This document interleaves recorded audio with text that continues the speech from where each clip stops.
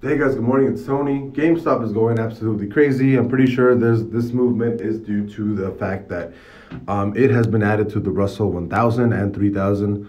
Um, I'm still sticking to my strategy. I'm not going to be buying in or not going to be buying back in until we see something under 200 for GameStop.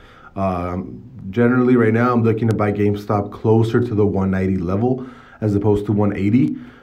It is following the trend up pretty consistently on price. So I do think GameStop might trickle back down to like around the 190 area. I don't know if it's going to hit 180 again, just because it has had a lot of bull power recently in the last week. And then with the Russell edition, that's definitely going to give it. Well, obviously, because we're looking at it right now, this movement is due to the Russell power or to the Russell edition, right? I'm still going to stay to my strategy. I'm not going to be buying in right now. I do think GameStop is going to drop a little bit more. I'm not going to be buying in at like 220 or at these prices. I don't think I'm going to be buying. But just an update, GameStop is running and might actually keep running today. I haven't looked at the chart. I don't know how much it can actually push to the upside.